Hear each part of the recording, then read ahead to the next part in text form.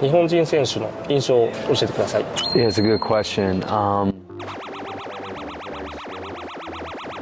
It's a little, it's not behind, but that's an area where I feel like can be spent some more time on. I think basketball is a vessel for how the players are building habits for their lives, and that is to me the number one. Factory の対談シリーズです。今回は日本に来日している DJ サックマンのインタビューを行っていきます。まずは DJ サックマンの自己紹介からお願いします。My name is DJ Sackmann. I'm a basketball trainer from the United States. I've been training basketball players now for 12 years, all over the world, from NBA down to the middle school level.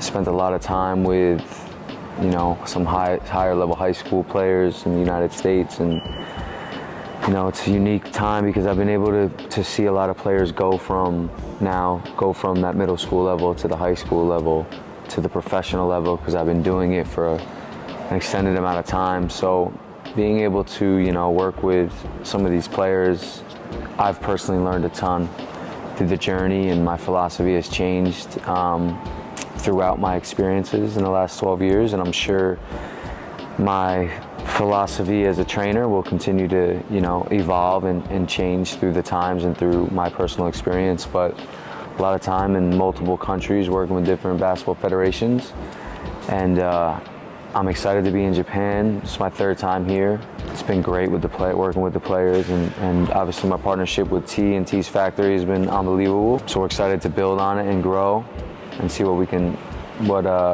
do with the Japan culture as far as basketball is concerned. じゃあ次の質問です。去年の春、去年の夏、今回の春、3回 DJ は日本に来たけど、DJ がキャンプを通して見てきた日本人選手の印象を教えてください。Yeah, it's a good question. I think that from my experience, my third time out here in Japan, I think the players are very skilled. They're really, really good one-on-one players. They're very twitchy, very shifty when it comes to having the ball in their hands.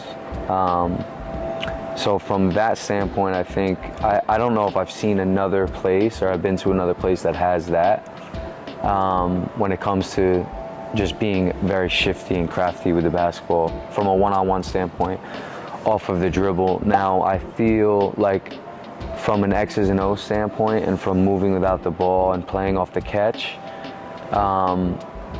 it's not behind, but that's an area where I feel like can be spent some more time on, because like I mentioned, they are great at ISO moves and playing one-on-one, but the real game is passing the ball, moving without the ball, learning how to attack off the catch, and obviously shooting the basketball is one of the primary skills that you must have. Players get after it a little bit. They're so crafty and twitchy, very hard to guard, and extremely quick. So that's definitely been a positive. And then, like I mentioned, the negative side would be not negative, but the side that I feel the players can improve on is really learning the game, learning how to play off the catch and shoot, moving without the ball, spacing, things of that nature.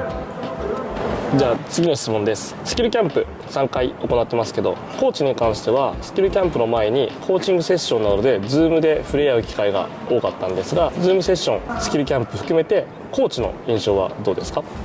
There's multiple ways to look at it. Floor, the personal connection is primary, and we're trying to bring that over here because the way as a coach, you can know every set, you can have the best practice plans. You can study the game as much as possible, but if you don't know how to connect with your players and get the most out of your players and have an actual emotional connection with them, you're not going to win. And even if you do win at that point and there's no connection, there's no point. It's going to feel like you're losing. You win as many games as possible, but if there's no positive energy within the team and the program and the organization, what's the point of winning? You know? So just the connection, focusing and helping coaches understand that the emotional intelligence component to basketball coaching is much more important than the X's and O's and the practice plans and everything else. How do you relate to your athletes? How do you get the most out of them? How do you make them feel? How do you make your athlete feel like they are important? No matter what their role is on the team, how do you make them feel like they have a purpose and that they are important? That is a true skill that a lot of coaches lack, but the great coaches are really good at that side of the game, making sure every single player on that team, within that organization, feels like they have a purpose, that they're contributing, and that they have that their role plays a major part in their team and their ability to win games. No matter what the role is, no matter how big or small it is. スキルキャンプなどを含めて DJ はコーチや選手、保護者に対してもバスケットボールを通していろんな教育とか人生とか哲学についてよく話してるんですけど、 DJ にとってバスケットボールというのはどういうものだっていう考えがありますか？ I think basketball is a vessel for how the players are building habits for their lives, and that is to me the number one thing. The statistics show that, and they're not changing because there's not more spots, but the statistics show that most players are not going to be professional basketball players, and they're not going to play after high school. So we're so focused on them becoming great basketball players to become professional basketball players, we're forgetting that the tools that they're learning through the game is the real game. That's the real game. So now, no matter what happens, if they make it or they don't make it as a basketball player, they still developed the right habits through basketball that will transfer after the game's over. So maybe they stop playing when they're 18. Okay, they built through basketball work ethic. They learned how to be organized. They learned how to take care of their body. They learned how to do active recovery. They learn how to do conditioning. They learn how to take care of their mental well-being. All of these things matter to become a healthy and happy human being later in life. But if you just worry about basketball and you start wrapping your identity up in basketball, there will be a day where this game ends for most players, and for most of them, it'll end at a young age. And when that day is over, who are they as a human being? So we focus on, okay, in order to be a great basketball player and maximize your personal potential as a basketball player, you have to do certain things that are going to help you as a player and help you in life as a human being. The real game. We call it the real game all the time. And we just want to make sure that the players are conscious of what those steps are and what the steps that they need to take in order to get to that level of being an elite basketball player, or trying to become the best basketball player that you can become, with intention to build the human being for when basketball is over. Now you're in a great spot as a person and a human being. And it's the same exact thing with the parents. We try to help the parents understand that it's not what they're doing as a basketball, it's not their success as a basketball player, it's who they're becoming through basketball. Does your son or daughter wake up early and get shots up? Okay, that's discipline. Does your son and daughter go to the weight room 4 or 5 days a week? Okay, that's understanding your wellness and taking care of your body. Does your son or daughter show up to practice on time and get organized and get a mobility routine in before anybody else does? All of these things add up and matter to the real game. Now the other side of that is, what is the required work that needs to get done? And the players don't know what the necessary work is. So as mentors and coaches, we need to provide them with a system that says these are the things that you need to do to be an elite basketball player, which is in turn going to help you get organized and requires a ton of discipline to get these things done. But when basketball's over, you're going to be in a great place. So that means playing with a team environment. That's one thing. Basketball individual workouts, that's another thing. Maybe you have a trainer, maybe you're just working on your game. Shooting specific workouts, it's another part of it. The weight room and performance training, that's another part of it. Active recovery, that's another part of it. So now you have all these steps that the players see, okay, these are the 6 things that I need to do. Now, how do I put them into my calendar? How do I put them into my schedule so I can actually be disciplined and follow this system that is going to help me try to maximize my potential as a basketball player? So again, as coaches and mentors, we need to give them this system and say, guys, this is what you need to be doing in order to become the best version of yourself as a hooper.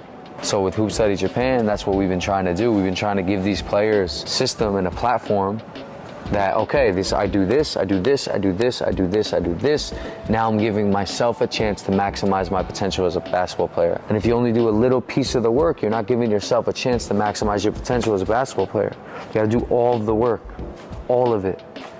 And the great coaches and the great trainers can give them the whole list of work and try to help them get through that checklist of things that they need to do to give themselves again a chance to maximize their chances as a hooper. 僕 DJ と会ったのは2020年2月に初めてニュージャージーに行きました。でその後オンラインスキルトレーニングやったりとかコーチングセッションやったりとかっていうのの春のキャンプ、夏のキャンプで今年の春のキャンプとずっとこう長い間一緒にやってたんですけど、その間も一緒にミーティングを Zoom で繰り返したりとかしてます。で DJ が Teach Factory もしくはコーチ廣畑についてどういう印象を持っているのかをちょっと聞いてみたいと思います。He does a great job. I see how he engages with the players, and he just does a really phenomenal job. He's also a big time student of the game. He's always studying and learning, and he's always in the gym first. Like I don't think I've ever walked in the gym without him being in there, just waiting to start the session. So he's just an unbelievable student of the game, and again, he does a great job with his players. He has very unique workouts. He does a good job with working on the skill work, but then also putting players in unique, variable, one-on-one, small-sided games, two-on-two, small-sided games. I've actually taken a lot of his drills that I've used with some of the players. So he just does a great job. I'm excited to build a partnership with him, keep growing this thing, and also he's going to come out back to the U.S. in New Jersey and work with me. Also last year when I was here, I got the chance to see his students at the school that T is running, his academy. Very, very skilled and super disciplined, every one of his students, and it was a pleasure working with them. And I can see that they've gotten good coaching just based on the way they're engaged, and the way that they run their practice. So it's just a testament to T and how he handles that academy and his students inside the academy. 今回は DJ と時間ができたのでこの対談ができました。 DJ はアメリカでもトップスキルコーチ、日本でもなかなか多分教えてもらう機会がないと思いますが、今回スキルキャンプに多くの方が参加してくれて、多くの方が喜びの声をとてももらっています。でこれからも DJ とは日本で一緒にキャンプを作ったりいろんなサービスを作ったりしていきますので、これからも楽しみにしてください。最後に DJ からメッセージをいただきたいと思います。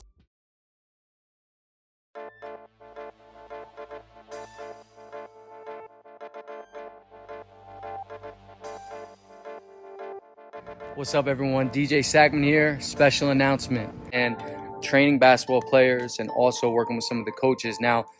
So if you are a basketball player or a coach in Japan and you want to get more information about the Japan